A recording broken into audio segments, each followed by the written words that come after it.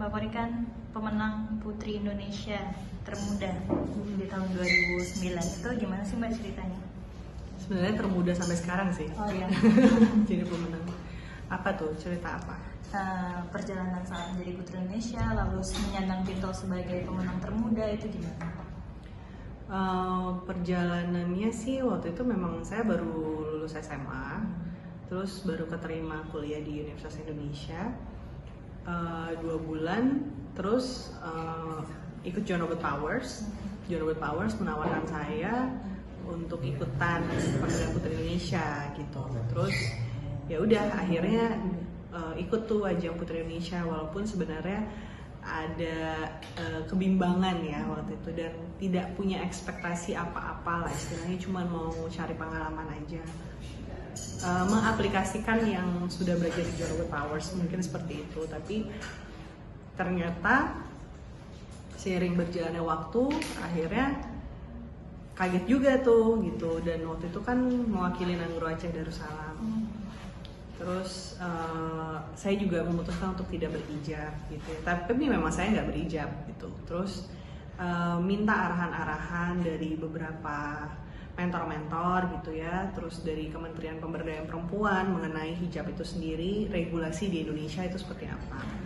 Nah pada akhirnya kalau kita sudah mewakili nasional, kita tidak diwajibkan menggunakan hijab. Tapi kalau kita ke Aceh, ya pas di Acehnya pakai hijab gitu. Dan background saya juga mungkin karena sekolah di Al-Azhar, ya pada saat sekolahnya sih pakai hijab, tapi kalau udah selesai sih enggak ya. Dan saya juga bilang kepada mentor-mentor maupun juri, saya tidak pernah mau membohongi diri saya sendiri gitu untuk menggunakan hijab itu. Bagi saya belum siap gitu.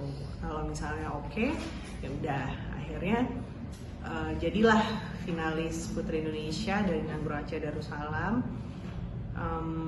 Waktu itu saya rasanya minder banget, karena yang lain kan udah pada jadi dokter, udah ada yang insinyur gitu ya, terus pengalaman beauty pageantnya juga sangat mereka kayaknya udah menjajaki dari usia-usia sebelumnya lah, dan usia mereka juga jauh lebih daripada saya, ada yang 23, ada yang 25 tahun. Itu seperti itu, dan nggak disangka ternyata saya menang Putri Indonesia gitu. No expect sih, nggak nyangka sih waktu itu. Tantangannya sendiri menjadi finalis paling muda di antara yang lain, terus juga menghadapi mungkin budaya di situ saat menjadi, maksudnya beradaptasi dengan para senior itu ada tantangan sendiri nggak sih? Ya tantangannya ya tadi saya merasa ada rasa minder ya, karena mereka mungkin sudah punya experience yang lebih daripada saya khususnya gitu. Saya ya baru anak SMA yang baru lulus terus baru masuk kuliah gitu. Tapi saya intinya di situ ditanamkan oleh yang mendukung dan mensupport saya, baik keluarga maupun dari manajemen maupun dari John Robert Powers sendiri, yang mereka juga akhirnya menyekolahkan saya khusus untuk kompetisi Putri Indonesia. Jadi di luar dari saya sekolah gitu ya. Mereka menanamkan bahwa ya be yourself, tetap jadi diri sendiri, punya attitude yang bagus, jadi apa adanya gitu ya, terus be humble. Dan kebetulan saya emang orangnya suka bercanda gitu, suka ya kayak gini sekarang kayak kaku aja sih sebenarnya gitu. Terus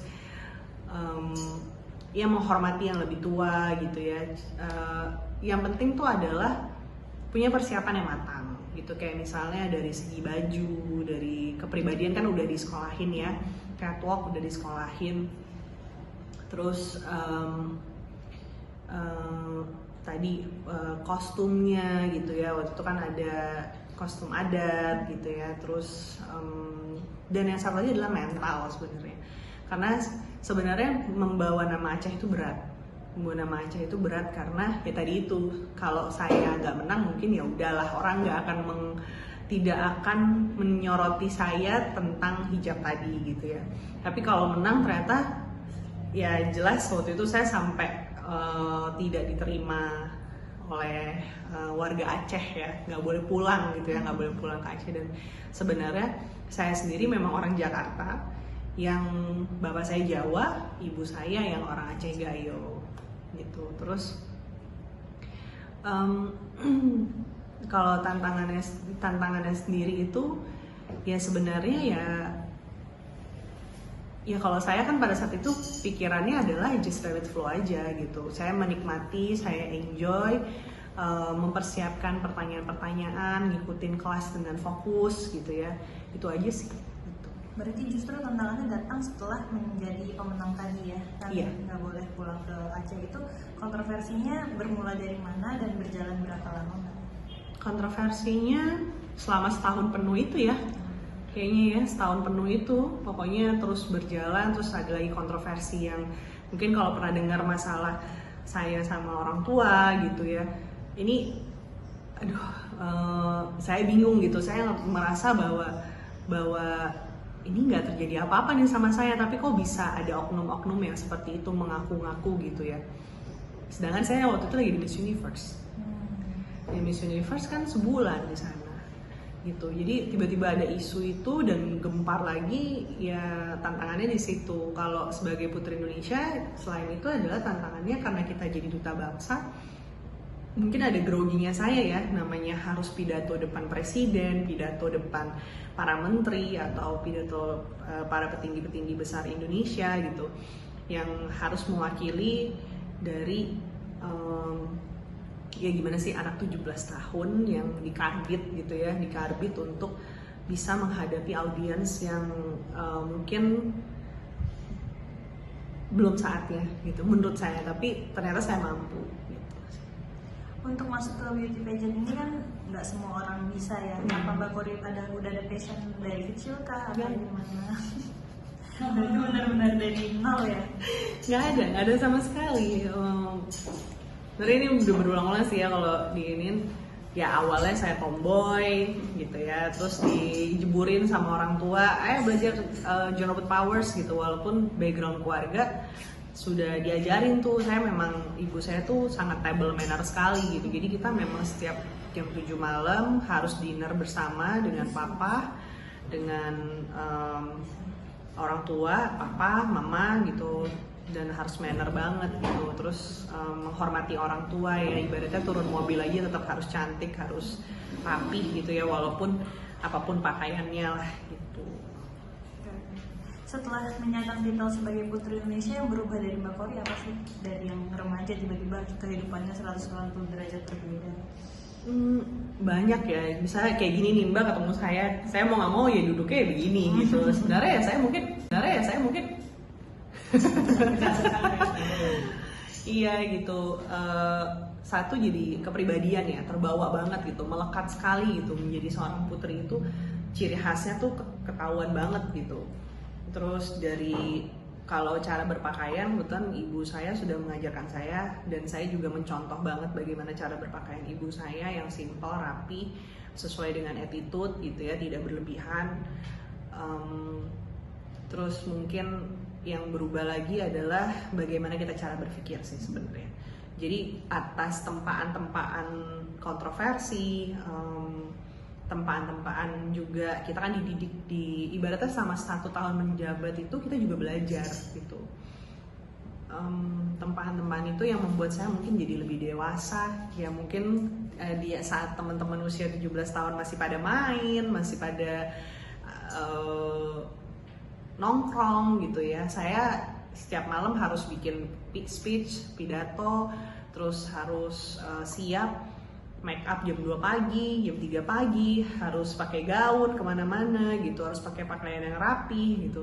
Itu menjadi sebuah kebiasaan, tapi bukan berarti saya meninggalkan diri saya sendiri ya. Saya orangnya sebenarnya santai, enjoy gitu, pecicilan gitu, terus jahil kayak gitu. Cuman saya nggak lakukan itu sih ya sama kalau di depan umum gitu ya. Jadinya kita bisa menempatkan diri pada tempatnya, itu sih yang paling penting. Tapi justru terbebani atau malah bisa menyeimbangkan keduanya? Tadi kan pecicilan dan harus anggun di depan umum. Itu dua hari itu agak susah ya sebenarnya. Waktu awal-awal agak beban sih, kayak misalnya pakai crown itu kan berat kan.